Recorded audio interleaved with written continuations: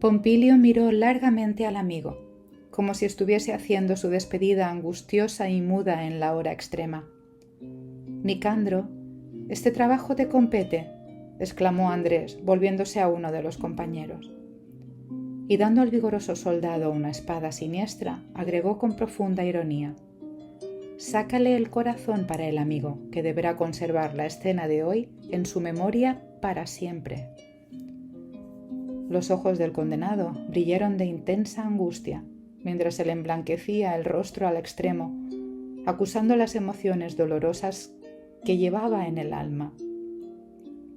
Entre él y el compañero de amargura fue intercambiada entonces una mirada inolvidable. En pocos minutos, Publio Lentulus asistió al desarrollo de la nefasta operación. La cabeza blanca del ajusticiado pendió al primer golpe de espada, y de su tórax envejecido fue arrancado violentamente el corazón palpitante y sangriento. Entretanto, el senador sobreviviente oía ya el rumor de los patricios victoriosos que se aproximaban, pareciéndole que ya se luchaba cuerpo a cuerpo a las puertas de aquella turbulenta asamblea de la venganza y del crimen. La monstruosa escena aterrorizaba el ánimo, siempre optimista y decidido, pero no perdió la compostura altiva y rígida que él se imponía a sí mismo ante aquel angustioso trance. Terminada la ejecución de Pompilio, hecha a prisa por cuanto todos los presentes tenían conciencia de la horrorosa situación que los esperaba ante los triunfadores, Andrés de Gioras levantó nuevamente la voz.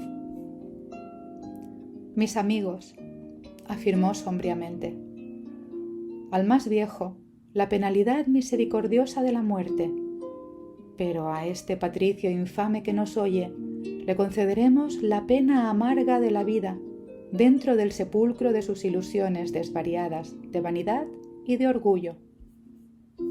Publio Lentulus, el antiguo emisario de los emperadores, deberá vivir, sí, pero sin los ojos que le clarearon el camino del egoísmo supremo sobre nuestros grandes infortunios. Lo dejaremos con vida, para que en las tinieblas de su noche busque ver con los ojos de los esclavos que él oprimió en el curso de la vida».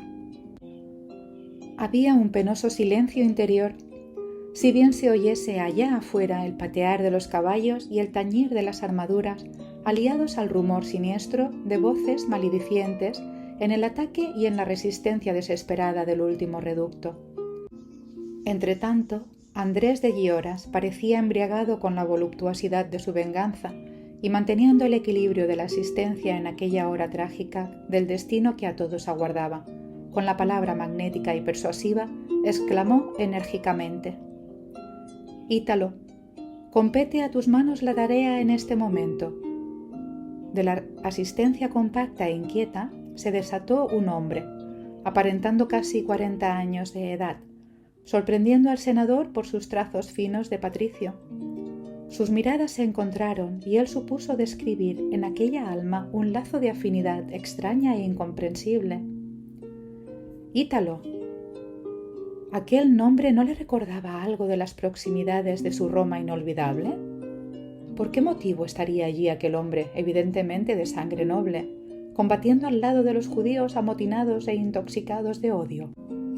Por su parte, el verdugo, indicado por la voz soberana de Andrés, parecía inclinado a la ternura y a la piedad por aquel hombre viejo y sereno, con las manos y los pies amarrados al poste de la injuria, como que hesitaba sobre sí debía cumplir el siniestro y despiadado designio de su jefe. En pocos momentos surgía de una puerta amplia y sombría un guerrero israelita, trayendo en una bandeja de bronce una espada de hierro incandescente, cuya punta aguda reposaba entre brasas vivas.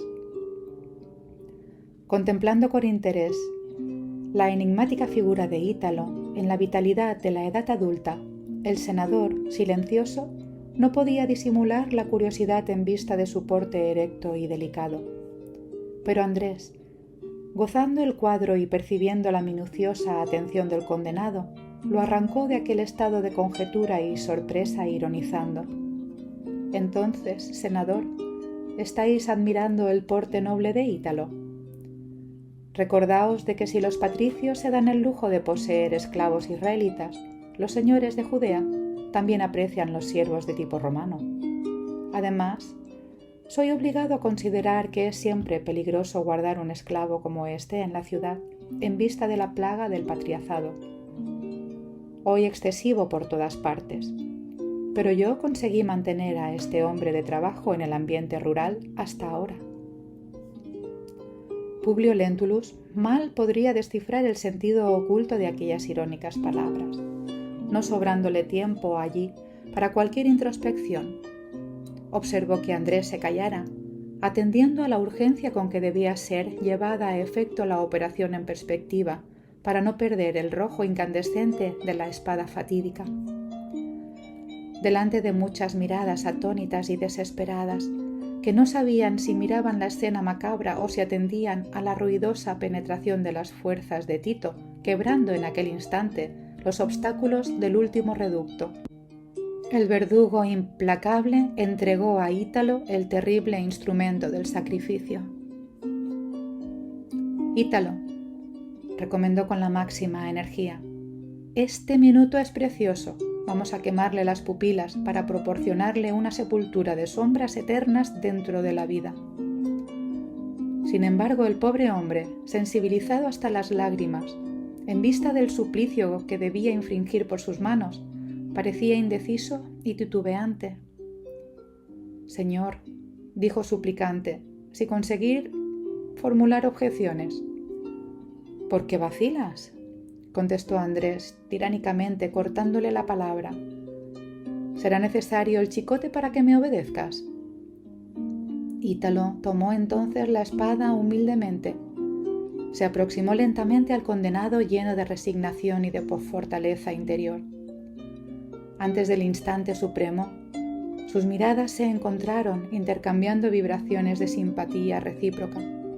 Publio Lentulus aún le miró el porte, lleno de incontestable nobleza, arruinada en sus líneas más características por los trabajos más impiedosos y más rudos.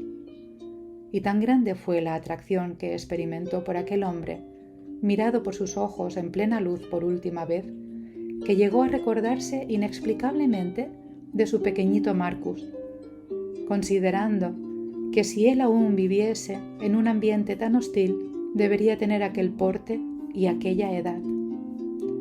Las manos de Ítalo, trémulas y hesitantes, se aproximaron a sus ojos exhaustos, como si lo hiciesen en una dulce actitud de cariño, pero el hierro incandescente con la rapidez del relámpago le hirió las pupilas orgullosas y claras, sumergiéndole totalmente en las tinieblas para siempre. En eso, observó la víctima una gritería infernal retumbando en toda la sala. Un olor indefinible se irradiaba de la quemadura, haciéndole sufrir atroces padecimientos. Él nada más divisaba, aparte de las tinieblas espesas que le cubrían el espíritu, pero adivinaba que las fuerzas victoriosas llegaban tardíamente para liberarlo. En medio de los ruidos ensordecedores, Andrés de Gioras aún se aproximó al condenado, hablándole al oído. Podría matarte, senador infame, pero quiero que vivas. Voy a revelarte ahora quién es Ítalo, tu verdugo del último instante.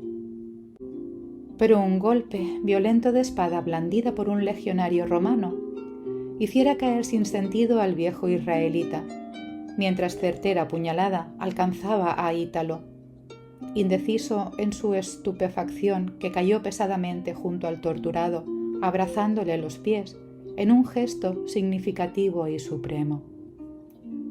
Voces amigas rodearon entonces a Publio Lentulus en aquel ambiente tumultuoso.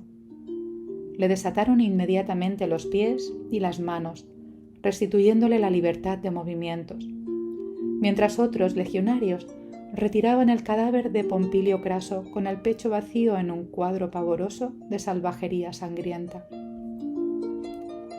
Serenados los primeros tumultos y guardando las más penosas dudas sobre las palabras reticentes del implacable enemigo, Publio Lentulus, antes de ser llevado por el brazo de los compañeros al comando de las fuerzas en operaciones, donde recibiría los primeros socorros, recomendó que tratasen con el máximo respeto el cadáver de Ítalo, que yacía al lado de un montón de despojos sangrientos, en los que fue atendido, obtemperando, entre tanto, un compañero.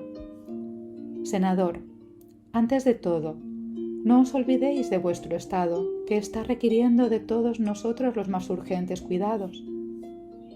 Y como si quisiese provocar una explicación espontánea del herido, en cuanto su interés por el muerto acentuó delicadamente: ¿no fue ese hombre quien os infligió el horrendo suplicio?